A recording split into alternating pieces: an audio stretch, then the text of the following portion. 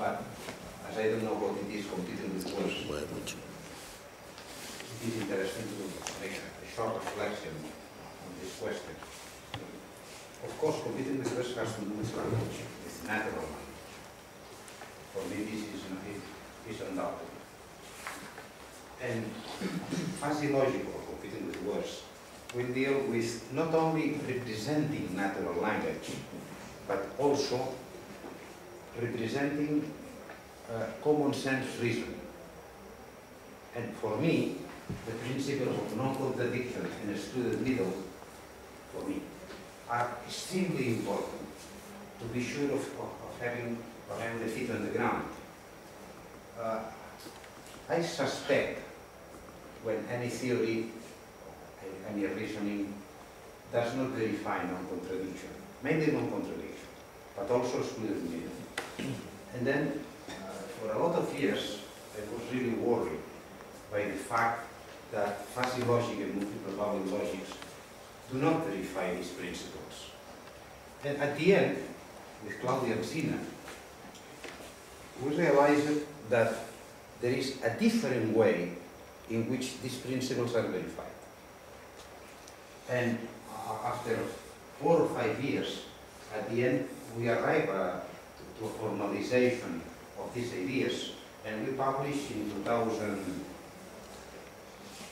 maybe 2000, I don't remember, a paper in the International Journal of General Systems about this subject. Let me begin with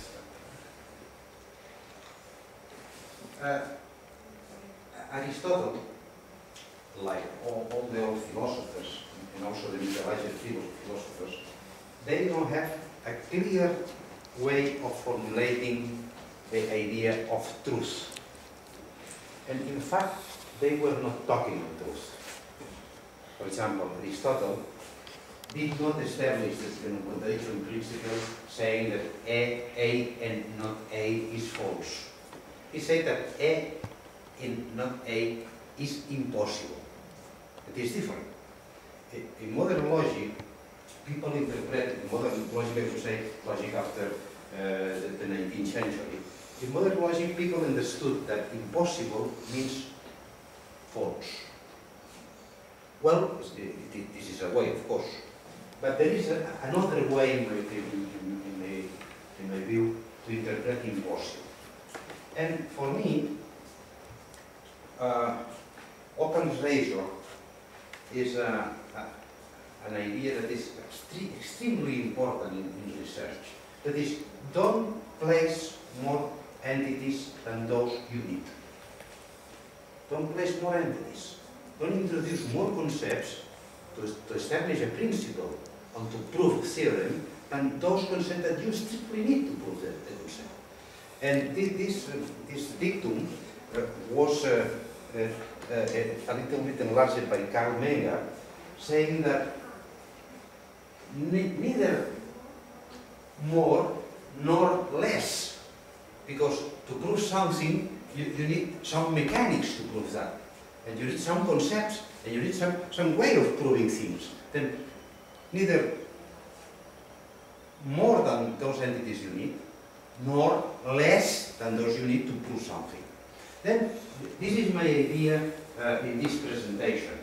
Then what I will do, I will establish an algebraic framework with very few properties, and at the end, immediately, I will prove non-contradiction and excluded middle as theorems.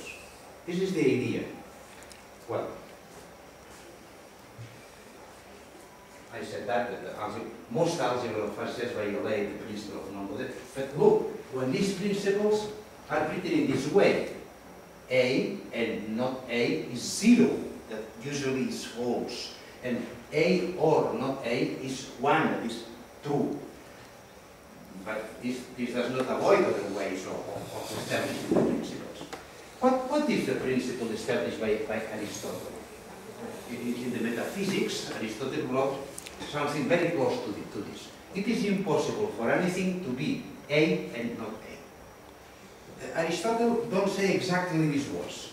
He said it's impossible for anything at the same place, but in abstract, this is the statement made by Aristotle.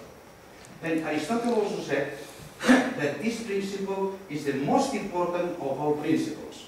And he also argues that it's impossible to prove the principle. I am with Aristotle. It is impossible to prove this principle. This does not mean that in some algebraic framework we can prove the principle. But in general, I think it's impossible to prove the principle. Because any reasoning conducting to prove, in a general way, the principle will imply the principle. But of course, what I will do, I will try to prove the principle in a mathematical framework. There is no mathematical framework without non-contradiction. Then, this is the idea of what I will do. Of course, the problem is how to interpret the term impossible, the Aristotle term impossible. How to interpret that? Well, as I said to you before, in modern logic, the interpretation is a semantic one, because the interpretation is by using the concept of true or false. What is true, what is false? True and falsity are not inside the system, are out of the system. Okay? You have not in a system the truth and the falsity. What you have is the system.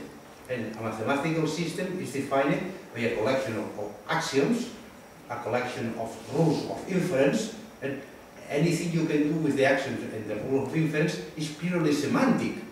It's just to use the rules. Look, either you accept the existence of something that you call false statement, and then you say is equivalent to F, that is A not A is a false statement, but you need to select this is your false statement. How you will select this false statement? By something that comes from abroad. You need to have some knowledge of out of the system to say this is false, this is a semantic problem. The second way is to establish what is the truth value and to say that the truth value of this statement is 0. That is, this statement is false for all truth value. This is the two ways that are used in current logic. Okay.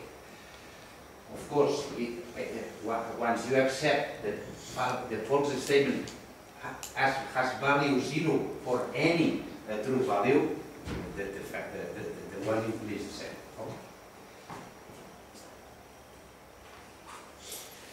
I believe that it's again a syntactic form. That is interpreting impossible by self-contradictory, contradictory with itself. I believe that this is what Aristotle would say a lot of centuries ago. And then the statement by Aristotle, A and not A is impossible, A and not A is self-contradictory. Look the difference between truth and self-contradiction. Self-contradiction is an internal property. Has nothing to do with anything out of the system. You can formulate what it means self-contradictory inside of the system. And the main problem for centuries is that as people only think on Boolean-like kinds of structures, in a Boolean algebra, self-contradiction and false is the same. In a Boolean algebra, if you only accept the truth values 0 and 1, if A is self-contradictory, A is false. If A is false, A is self-contradictory. There is equivalence. Then we need to be out of a Boolean algebra, in fact out of an ortholavis, to understand that one thing is self-contradiction and another is truth or falsity. This idea was well placed in the 40s, last 40s or last